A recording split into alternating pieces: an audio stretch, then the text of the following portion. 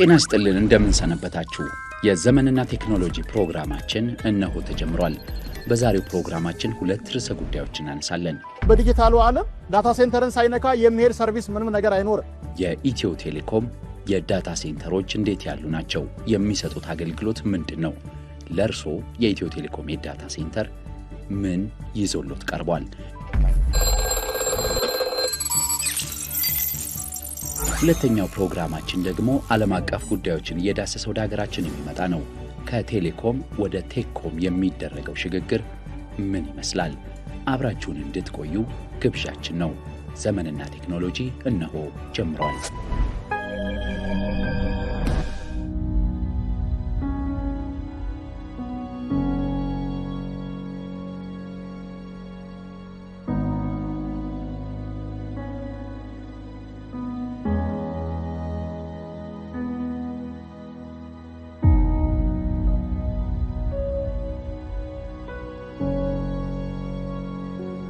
ዘሪሁን ተስፋዬ ይባላለሁ።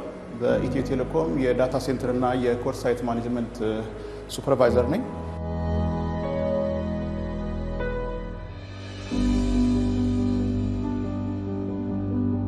ዳታ ሴንተር የምንለው ነገር የአይቲ ኢኩዊፕመንቶችና ዳታዎችን የአይቲ ኢኩዊፕመንት የምንላቸው ሰርቨሮች፣ ኔትወርክ ዲቫይሶች እና ስቶሬጆች እንዲሁም ዳታዎችን በአንድ ቦታ ላይ ሰብስቦ ለመያዝና እነዚህን ለማስተዳደር ስቶር ማኔጅ እና ትራንስሚት ለማድረግ ነው። ዳታ ሴንተር በዘመናዊ ወይም ደግሞ በዲጂታሉ ዓለም የኮር ኤሌመንት ነው። ዳታ ሴንተርን ሳይነካ የሚሄድ ሰርቪስ ምንም ነገር አይኖርም። ዳታ ሴንተር ኮር ኤሌመንት ነው ወይም ደግሞ ዋናው ነገር ኮር ኮምፖነንት ነው ማለት ነው ለኢትዮ ቴሌኮም ሆነ ለቴሌኮም ካምፓኒ ማለት ነው። እንደ ኢትዮ ቴሌኮም ዘመናዊ ዳታ ሴንተሮች የምንላቸው 5 ዳታ ሴንተሮች አሉ። አንደኛው ከከተማዎች ወይም ደግሞ ዲአራችን ነው ወይም ደግሞ ዲዛስተር ሪከቨሪ ሳይታችን ነው። በዚሁ ልክ ያለ ዘመናዊ ዳታ ሴንተር ነው። በከተማ ውስጥ ያሉን ደግሞ ይሄ ጥቁር አንበሳ አሁን ያለንበት ሳይት ነው ወይም ደግሞ በእኛ ማይክሮዌቭ እንለዋለን። ኦል ኤርፖርት እንደዚሁ አለን። ንፋስ ስልክ፣ ቂርቆስና ለጋሃር ዳታ ሴንተሮች አሉ። ስለዚህ በእነዚህ ዳታ ሴንተሮች ላይ ኢትዮ ቴሌኮም የራሱን ሰርቪስ ከሌሎች የኮሎኬሽን ከስተመሮችንም አንድ ላይ ሆስት የምናደርግበት ወይም ደግሞ ሰርቪስ የምንሰጥበት ነው ማለት ነው። የኢትዮ ቴሌኮም ዳታ ሴንተሮች በአጠቃላይ ሰርቲፋይድ የሆኑ ነው። አፕታይም ኢንስቲትዩት በቴር 3 ሌቭል ሰርቲፋይ ያደረጋቸው ናቸው። ስለዚህ ኢትዮ ቴሌኮም የራሱን ሰርቪስ የከስተመሮችን ሰርቪስ አገልግሎት ይሰጥበታል ማለት ነው። ኢትዮ ቴሌኮም ለዳታ ሴንተር ደንበኞቻችን በተለያየ አማራጮች ያቀረባቸው ሰርቪሶች አሉ። ይህ የምትመለከታቸው ዘመናዊ ዳታ ሴንተር ወይም በእኛ አጠራር ኤምዲሲ ወይም ሞጁላር ዳታ ሴንተር እንለዋለን። በጣም ዘመናዊ ኢነርጂ ኢፊሽንት የሆነ በሴኩሪቲም ከፍ ያለ ነው። ስለዚህ ትልልቅ ካምፓኒዎች ይሄንን መከራየት ወይም በራክ ሌቭል ወይም ደግሞ አይቲ ካቢኔት ሌቭል መከራየትና አገልግሎታቸውን ማስቀመጥ ይችላሉ። ሰርቨሮቻቸውን፣ ስዊቾቻቸውን መጠቀም ይችላሉ። በትራዲሽናል ዳታ ሴንተሮቻችን ደግሞ እናስተናግዳለን። በዘመናዊው ግን ትልልቅ ካምፓኒዎች ናቸው የሚስተናገዱት። ከፍ ያለ ሴኩሪቲ ከፍ ያለ ሴፍቲ ያለው ስለዚህ አስተማማኝ ዳታ ሴንተር ነው ማለት ነው። ይሄኛው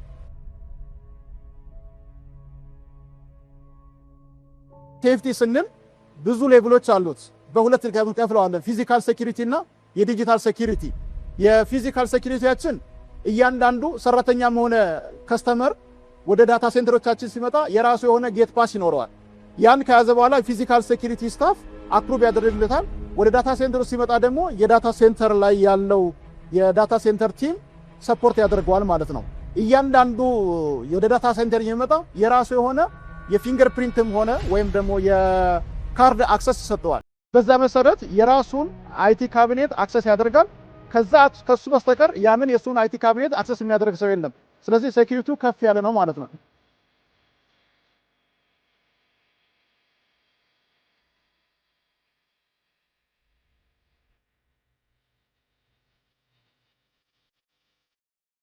ይሄ የምትመለከቷቸው የ3000 ኬቪኤ ትራንስፎርመሮች ናቸው። 2 ትራንስፎርመር ነው ያለን። ትራንስፎርመሮቻችን ከተለያየ ሰብስቴሽን ከኢዩ ከተለያየ ሰብስቴሽን የምናገኛቸው 2 ትራንስፎርመሮች ናቸው ማለት ነው። 3000 ኬቪኤ 3000 ኬቪኤ በጣም ትልቅ ሂውጅ ወይም ደግሞ 3 ሜግ ማለት ነው። ትልቅ አንድ አነስተኛ ከተማ ማንቀሳቀስ የሚችል ማለት ነው እያንዳንዱ። ስለዚህ ኢንኬዝ አንደኛው መስመር ቢጠፋ ያኛው አውቶማቲካሊ ይገባለታል።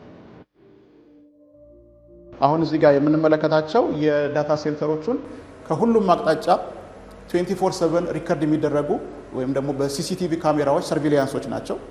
በስታንዳርዱ መሰረት ለ90 ቀን ሪቴንሽን ወይም ደግሞ ሪከርድ ይዘን መቆየት እንችላለን ማለት ነው። በሴኩሪቲ በኩል ይሄ ያለን።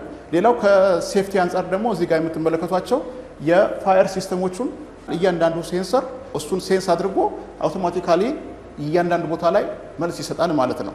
የፋየር ሰፕሬሽን ሲስተም አለን FM 200 የሚባል ግሎባሊ በጣም አክሴፕትድ የሆነ ለዳታ ሴንተር ምቹ የሆነ የፋየር ሲስተም አለን ማለት ነው። እዚህ ዳታ ሴንተር ውስጥ ወደ 8 ፖዶች አሉ። እዚህ ከታች በኩል የምትመለከቷቸው የፓወር ሩሞችን ነው። እያንዳንዱ የዩፒኤስ የባትሪ የኤር ኮንዲሽነር ዩፒኤስ ሲስተሞች ጠቅላላ የሚገኙበት ነው። ከላይ የምትመለከቷቸው ደግሞ የፖድ የምንላቸው ናቸው። እነዚህ ፖድ የምንላቸው ፐርፎርማንስ ኦፕቲማይዝ ዴታ ሴንተር የምንለው ነው። እያንዳንዱ ውስጥ 16 አይቲ ካቢኔቶች፣ የኩሊንግ ሲስተሞች፣ የሴኩሪቲ እና የሴፍቲ ኢኩዊፕመንቶች ሁሉ የተካተቱበት ነው ማለት ነው። ይሄ ኩሊንግ ሲስተማችን ነው። እንግዲህ የኩሊንግ ሲስተማችን ከዚህ ቀደም በትራዲሽናል ዳታ ሴንተር ከነበረው ኩሊንግ ሲስተሞች በጣም የተለዩ ናቸው። ኤፊሽንት ናቸው። ኢነርጂ ኤፊሽንት የሆኑ ዳታ ሴንተሮች ስለሆኑ ኤፊሽንት ካደረጋቸው ዋና ምክንያት ደግሞ እነዚህ የኩሊንግ ሲስተሞች ናቸው።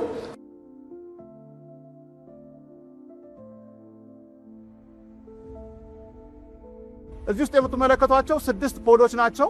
ከስድስቱ አንደኛው ይሄኛው ፖድ ለክላውድ ዴዲኬት የተደረገ ፖድ ነው። ስለዚህ እዚህ ውስጥ እንደምትመለከቱት ደግሞ ቀዝቃዛ ነው። እንደምትመለከቱት ለማቆም ራሱ ያስቸግራል የተወሰነ ጊዜ በኋላ በጣም ጥልቃዜ ስለሚኖረው። ውስጡ ደግሞ ሞቃት ነው። ይሄንን ሁለቱ ሞቃትና ቀዝቃዛው እንዳይቀላቀል ሁለቱ ተቀላቀለ ማለት የኢነርጂ ኤፊሺየንሲያችን ላይ ኢፌክት ስለሚኖረው ኩሊንግ ሲስተሞቻችንም ስራ ስለሚበዛባቸው ሁለቶቹ እንዳይቀላቀሉ ይሄኛው እንደ ሰፓሬተር ነው ማለት ነው። ከዛ ደግሞ ሁለተኛ አገልግሎቱ ደግሞ ሴኩሪቲም ነው። ቅድም እንዳልኳችሁ አንድ ሰው ያን ከፍቶ ከገባ በኋላ እዚህ ውስጥ ገብቼ ስራ ለስራ ካለ እቺ ካርድ ያስፈልገዋል ወይም ደግሞ ፊንገር ፕሪንት ያስፈልገዋል ማለት ነው።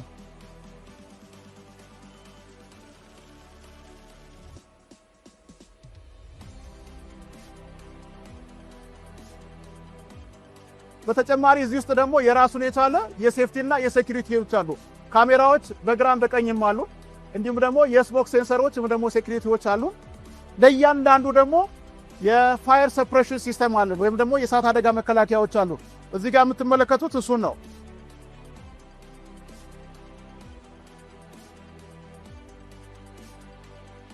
ይሄ ለዳታ ሴንተር ዲዛይን ተደርጎ ግሎባሊ አክሰፕትድ የሆነ የፋየር ሰፕሬሽን ሲስተም ነው ማለት ነው። እና ቅድም እንዳልኳችሁ ለምሳሌ ይሄኛው ካርድ ይሄኛው አይቲ ራክ ለሆነ ክፍል የተሰጠ ነው። እኔ አሁን ልክፈት ብል መክፈት አልችልም፣ ምክንያቱም ፕሪቪሌጁ የለኝም። እዚህ ጋር እንደምታዩት ቀይ ነው የሚያበራ። ይሄ መክፈት አልችልም። ይሄን መክፈት የሚችለው ማን ነው? የራሱ ክፍል ብቻ ነው መክፈት የሚችለው። ይሄ ሴኩሪቲያችንን የሚያጠናክርልን ነው ማለት ነው።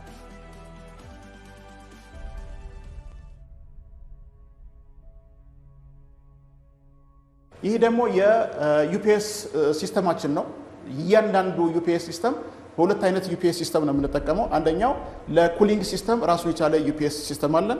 ምክንያቱም መብራት ጠፍቶ ጀነሬተር እስኪነሱ ድረስ ሩም ውስጥ ያለው ቴምፕሬቸር እንዳይጨምር አውቶማቲካሊ ወይም ደግሞ ኮንቲኒየስሊ ፓወር ይሰጣሉ ማለት ነው ለዩፒኤሱ። እንዲሁም በተጨማሪ ደግሞ ለአይቲ ዲቫይሶች ወይም ደግሞ ለሰርቨሮች፣ ስዊቾች፣ ስቶሬጆች ትልልቅ ስቶሬጆች አሉን። ዳታዎቹን የምንይዝበት ፕሮሰስ የሚደረግበት እንዲሁም ትራንስሚት የሚደረግበት ደግሞ ኔትወርክ ዲቫይሶች አሉ። ስለዚህ ለነሱ አውቶማቲካሊ ሰፖርት ወይም ደግሞ ፓወር የሚሰጥበት ዩኒት ነው ማለት ነው። ይሄ ከስተመሮች መጥተው እኛ ጋር ዳታዎቻቸውን ወይ ደግሞ ሰርቨሮቻቸውን ሲያስቀምጡ 100% ሴኩር መሆኑን እርግጠኛ መሆን ይችላሉ። አንደኛ የነሱን ሰርቨር አክሰስ የሚያደርግ ማንም ሰው የለም፣ ራሳቸው ብቻ ናቸው አክሰስ ማድረግ የሚችሉት። ሁለተኛ አስፈላጊ ከሆነ እነሱ የሚፈልጉት ከሆነ ሪሞትሊ የራሳቸውን አይቲ ካቢኔት ወይም ደግሞ ፖድ ሪሞትሊ ሞኒተር ማድረግ ይችላሉ። በዋናነት ግን ኢትዮ ቴሌኮም እነዚህን ነገሮች ሲያቀርብ እነሱ ዋናው ቢዝነሳቸው ላይ እንዲያተኩሩ ስለ ፓወሩ፣ ስለ ኩሊንጉ፣ ስለ ሴፍቲ እና ስለ ሴኩሪቲው ኢትዮ ቴሌኮም ሪስፖንሲቢሊቲውን ወስደው ነው የሚሰራው። ስለዚህ በሶስተኛ ወገን በማናቸውም መልኩ ዳታዎቻቸው ሴፍ ነው። እንደ ዳታ ሴንተር ስናያቸው ሰፊ አገልግሎት እየሰጠን ያለ ነው። በዚህ አጋጣሚ ብዙ ፓርትነሮች አሉ፣ ባንኮች አሉ፣ ኢንሹራንሶች አሉ፣ የግል ካምፓኒዎች አሉ፣ ትልቅ ካምፓኒዎች አሉ። በዛ ላይ መጥተው እቃዎቻቸው ወይም ደግሞ ሰርቨሮች የአይቲ ኢኩዊፕመንቶቻቸውን ያስቀምጣሉ። ይሄንን አገልግሎት እየተጠቀሙ ነው ያሉት። በሁለት መልኩ ነው ይሄንን አገልግሎት የሚሰጠው። አንደኛው የኮሎኬሽን ከስተመር ብለን የራሳቸውን ሰርቨር ወይም ስዊች ይዘው መጥተው የሚያስገቡ አሉ። አሊያም ደግሞ በክላውድ ማኔጅመንት በኩል ደግሞ የክላውድ ሰርቪስን እንሰጣለን ማለት ነው። በራሳችን ሰርቨሮች የክላውድ ሰርቪስ የተለያዩ አፕሊኬሽኖች መስጠት እንችላለን ማለት ነው። ስንጠቀም የነበረው በራሳችን ቢልዲንግ ስር የተገነባ ቴርቱ የነበረ ዳታ ሴንተር ነበረን። ብዙ ተግዳሮቶች ነበሩ። የአፕ ታይማችን ከኢንዱስትሪ ስታንዳርድ የወረደ ነበር። ያ ማለት ወደ 95% ነበር አፕ ታይማችን። ኢትዮ ቴሌኮም ጋር ከገባም በኋላ የሲስተም አፕ ታይማችንን ወደ 99.99 ማምጣት ይችላል ማለት ነው። ከኢትዮ ቴሌኮም ጋር ባለን ኤንጌጅመንት አንድ ፖድ ወይም ደግሞ ፐርፎርማንስ ኦፕቲማይዝ ዳታ ሴንተር የምንለው ማለት ነው ሙሉን ስንወስድ ያንን ሙሉ ሴኩሪቲ እኛ ጋር ነው ያለው። ባለው አሁን የሴኩሪቲ ደረጃ በኢትዮ ቴሌኮም ኢቭን የኛ ስታፎች ራሳቸው አንድ ሰው የሚፈልገውን ራክም ብቻ እንዲከፍት እንዲዘጋ ወይም እዛ ላይ ያለውን አክሰስ እንዲያደርግ ፊዚካሊ ማስደረግ የምንችልበትም የሴኩሪቲ ዲፕሎይመንቶች አሉ። ስለዚህ እንደ ኢትዮ ቴሌኮም እንደ ኃላፊነቱ የፊዚካል ሴኩሪቲ ላይ ያለው ጥሩ ደረጃ ነው ብለን እንገመግማለን። ኢትዮ ቴሌኮም አሁን ባለው እኛ እየተጠቀምንበት ባለው ስታንዳርድ ላይ ሪሌብል የሆነ ኮሊንግ ሲስተም አለው፣ ሪሌብል የሆነ ፓወር ሲስተም አለው። ከምንም በላይ ደግሞ ሃይ አቬሌብል የሆነ የኔትወርክ ኮኔክቲቪቲ አለው። በኢንዲቪጁዋል ወይም ደግሞ በግለሰብ ደረጃ ሰርቪሱን ማግኘት ሊከብድ ይችላል። እኛ ለድርጅቶች ይሄን ሰርቪስ እናቀርብ ዋጋችን በጣም ዝቅተኛ በሆነ መልኩ ነው የምናቀርበው። ለምን? ከነሱ ጀርባ ደግሞ ሌሎች ተጠቃሚዎች ስለሚኖሩ ያንን ለማበረታታት ኢትዮ ቴሌኮም በጣም በዝቅተኛ ደረጃ የራሱን ሰርቪስ ስለሚጠቀምበት ዝቅተኛ በሆነ ደረጃ ነው ይሄን ሰርቪስ እየሰጠ ነው። ይሄንን ያሰብንበት ዋናው ዓላማ ለምንድን ነው? እሱ ስታርታፖች አሉ፣ የግል ተቋማቶች አሉ፣ ይሄንን አፎርድ ማድረግ የማይችሉ ስለዚህ ከነዛ ደግሞ ከከስተመሮች ከዛ መውሰድ ይችላሉ ማለት ነው። ከሌሎች ዳታ ሴንተር ፕሮቫይደሮች የኢትዮ ቴሌኮምን የሚለየው ምንድነው? እሱ አምስቱም ዳታ ሴንተሮቻችን እርስ በርሳቸው በኦፕቲካል ፋይበር የተገናኙ ናቸው። ስለዚህ አንደኛው መስመር በሆነ አጋጣሚ ቢቆረጥ ሰርቪሳችን በምንም መልኩ አይቋረጥም ማለት ነው። እንደዚሁም ደግሞ ከኢትዮጵያ የምንወጣባቸው መስመሮች ራሱ ወደ 3-4 መስመሮች ስላሉ በአንደኛው በኩል የሆነ ችግር ቢገጥም በሌላኛው በኩል ሰርቪስ እንሰጥበታለን ማለት ነው።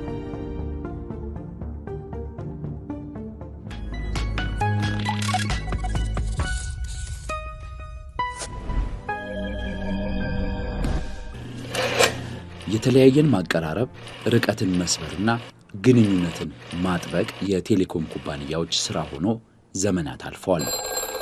የቴሌኮም ኩባንያዎች የገመድ ስልክን በማስተዋወቅ ከ100 ዓመታት በላይ የተራራቀን አገናኝተዋል፣ መልእክት አለዋውጠዋል። ዛሬ ዓለም ለደረሰበት የእድገት ልክ የስልክ ቴክኖሎጂ ትልቁን አበርክቶ ተወጥቷል። የገመድ ስልክ ቴክኖሎጂ የገመድ አልባ ሞባይል እድገትን ተከትሎ እጅግ በጣም ዘምኗል። የዳታና የኢንተርኔት ግንኙነት ደግሞ የቴሌኮም ኩባንያዎች በሀገራችንም ይሁን በዓለም አቀፍ ደረጃ ያላቸውን ሚና እጅጉን አሳድጎታል። ሕይወትን አቅልለው ስራን አዘምነው ለግለሰቦችና ለሀገር እድገት እጅግ ልዩ ሚና ተወጥተዋል። ቴክኖሎጂ ግን አላረፈችም። አዳዲስ ነገሮች እየተፈጠሩ ዘመኑ እየተሸጋገረ መጥቷል። እናም የቴሌኮም ኩባንያዎች ባሉበት መቆም እንዳይችሉ አድርጓቸዋል። ከቴሌኮም ወደ ቴክኮም የሚለውም ጉዳይ የሚነሳው እዚህ ጋር ነው። ቴሌኮም ከግንኙነት አገልግሎት አቅራቢነት ወደ ዘመናዊ ሕይወት ግብዓት አቅራቢነት ሊሸጋገሩ የግድ ይላል። ቴሌኮምን ወደ ቴክኮም የሚገፉ በርካታ ምክንያቶች አሉ። የቴሌኮም ስራው ወጪ መናርና የገቢ እድገቱ እጅግ ዘገምተኛ መሆን ቀዳሚው ነው። የ5G የፋይበር መስመሮች፣ የኔትወርክ አስተዳደርና ጥገናን የመሳሰሉ ወጪዎች እጅግ ከፍተኛና በየዕለቱ የሚዘምኑ በመሆናቸው ወጪያቸው የማይቋረጥ ነው። ወጪያቸው ነሯል። የኩባንያዎቹ ገቢ ደግሞ አንድ ቦታ ተቸንክሯል። እናም የገቢ ችግር ቁልፉ ጉዳይ ነው።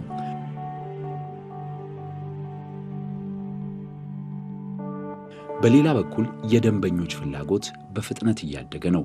ፈጣን ጥራት ያለው የማይቆራረጥ ዲጂታል አገልግሎት ደንበኞች ይፈልጋሉ። ግንኙነት ብቻ ሳይሆን ግንኙነቱ የሚፈጥራቸውን ዘመናዊና ምቹ ህይወት ደንበኛው ይሻል። ኩባንያዎቹም ወጪ ቆጣቢና አርቲፊሻል ኢንተለጀንስ AI የታከለባቸው አሰራሮችን በመጠቀም የዳታ ትንታኔን በመጠቀም ወጪን መቀነስ ይጠበቅባቸዋል። እናም እነዚህ ቁልፍ ጉዳዮች የኩባንያዎችን ሽግግር የግድ ይላሉ። አሁን ዳታ ኃይልም እድልም ነው። እናም የቴሌኮም ወደ ቴክኮም እያደገ የቴክኖሎጂና የዲጂታል መፍትሄ አቅራቢ መልክ እየመጣ መጓዝ የግድ ነው። የዳታ ክምችትና ትንተና ሁሉንም ነገሮች ማቅለልና መምራት ይቻላል። የክላውድ አገልግሎት ወይንም ሰፊ የዳታ ማዕከላት ባለቤት መሆንም እጅግ በጣም ወሳኝ ነው። ግንኙነቱን ማቅለልና ማቅረብ ብቻ ሳይሆን የግንኙነቱ መዘመን የሚፈጥረውን ዘመናዊ የህይወት አቅምና እድል መጠቀም በጣም ወሳኝ ነው። አሁን ደግሞ አርቲፊሻል ኢንተለጀንስ AI የደረሰበት ደረጃ የብዙዎች መነጋገሪያ ነው። ይህ አሁን በታላላቆቹ የቴሌኮም ኩባንያዎች እየታየ ነው። አብረው ያልተጓዙት ደግሞ እየወደቁ እየተንኮታኮቱ ነው። አሁን በዓለም አቀፍ ደረጃ የቴሌኮም ኩባንያዎች ከግንኙነት አልፈው የፋይናንስ፣ የመዝናኛ፣ የኢንተርፕራይዝ ዲጂታል መፍትሄዎችን በስፋት አቅርበዋል። ጉዳዩን በዝርዝር ለማየት በሀገራችን ያለውን የኢትዮ ቴሌኮም የሽግግር ሂደት በመተንተን ወደ ቴክኮም ያለውን የሽግግር ሂደት በዝርዝር እንመልከተው። ኢትዮ ቴሌኮም ከግንኙነት ኦፕሬተርነት ወደ ዲጂታል መፍትሄ አቅራቢነት በይፋ እየተሸጋገረ መሆኑን በስትራቴጂክ እቅዶቹ በግልጽ አስቀምጧል። የግንኙነት ድልድያችን ኢትዮ ቴሌኮም አሁን ባንካችንን በእጃችን እንድንይዝ የፋይናንስ መፍትሄ ይዞ መጥቷል፣ ቴሌብርን። ይህ የዲጂታል ፋይናንስ የህይወት የሥራና የስኬት ቁልፋችንን እንድንቆጣጠር ያስቻለ ነው። ቴሌብር ያስተዋወቀን ሱፐር አፕ ደግሞ ሙሉ በኩሌ ሆኖ የተሟላ የፋይናንስ ኢኮሲስተም እየፈጠረ ነው። ገንዘብ እንደ ልብ ማንቀሳቀስ፣ መበደር፣ መቆጠብ፣ መላላክ፣ ለማንኛውም አገልግሎትና ግዢ መክፈል፣ መሸጥ፣ ኢኮመርስ ሁሉም በቴሌብር ሱፐር አፕ ተሟልቷል። ቴሌብር ሱፐር አፕን የመሳሰሉት አይነት ዘመናዊ የዲጂታል መፍትሄዎች በርካታ አገልግሎቶችን በአንድ አቅፈው ተገኝተዋል። ለተጠቃሚዎችና ለሸማቾች ከፍተኛ ዕድል የፈጠሩ፣ ለሻጮችና ለወጣቶች ደግሞ የሥራ ዕድል በር የከፈቱ ቴክኖሎጂዎች ናቸው እነዚህ የሱፐር አፕ ቴክኖሎጂዎች። የክላውድ ዳታ ማዕከላት የቴሌኮም ጉዞ ቁልፍ ነው። አሁን መረጃ ዳታ እጅግ በጣም ወሳኝ ነው። ይህ ደግሞ በስፋት ሁሉንም የኢኮኖሚ ተዋናዮች በፈለጉት አቅምና ቅልጥፍና ማስተናገድ የቴክ ካምፓኒዎች ቁልፍ መገለጫ ነው። እናም ኢትዮ ቴሌኮም ይህንን ሽግግር በአስገራሚ ቅልጥፍና ተያይዞታል።